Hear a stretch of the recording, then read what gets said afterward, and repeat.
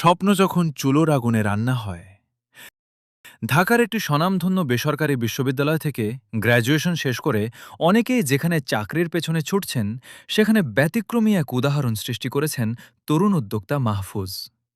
নিজ এলাকার ছোট ভাই মামুনকে সাথে নিয়ে তিনি ঝিনাইদহ জেলা প্রশাসকের কার্যালয়ের সামনে রাস্তার পাশে গড়ে তুলেছেন একটি পরিচ্ছন্ন ও ব্যতিক্রমধর্মী ঘরোয়া পরিবেশে রান্না করা খাবারের দোকান।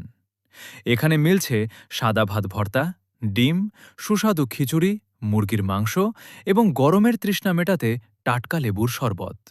সবচেয়ে আনন্দের বিষয় হল, খাবারগুলো তৈরি হয় একেবারে ঘরোয়া পরিবেশে, পরিচ্ছন্নতা ও মান বজায় রেখে। আমি মোহাম্মদ সাইফুল ইসলাম মিলন, একজন তরুণ সাংবাদিক ও কন্টেন্ট ক্রিয়েটর হিসেবে সেখানে গিয়ে খাবার খাওয়ার সুযোগ পাই। সত্যি বলতে, স্বাদ ও মান দুটোই ছিল অসাধারণ।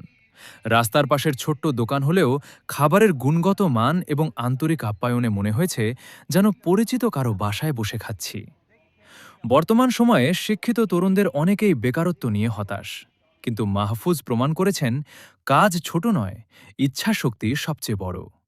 চাকরির অপেক্ষায় সময় নষ্ট না করে নিজেই কর্মসংস্থান তৈরি করেছেন এবং সাথে আরেকজন তরুণকে যুক্ত করেছেন। এই ধরনের উদ্যোগ শুধু প্রশংসার দাবিদার নয়, বরং সমাজের জন্য অনুপ্রেরণাও। তরুণদের উচিত চাকরির পেছনে শুধু না ছুটে উদ্যোক্তা হওয়ার সাহস তৈরি করা। কারণ পরিশ্রম, সততা ও মানসম্মত সেবা থাকলে ছোট উদ্যোগও একদিন বড় প্রতিষ্ঠানে পরিণত হতে পারে। তাই ঝিনাইদহ শহরের আশেপাশের ভোজন রসিকদের এই তরুণ উদ্যোক্তাকে সাহস যোগাতে এই খাবার দোকানের স্বাদ ও মান যাচাই করার অনুরোধ জানাচ্ছি। মাহফুজ ও মামুনের এই উদ্যোগ সফল হোক, এটাই প্রত্যাশা।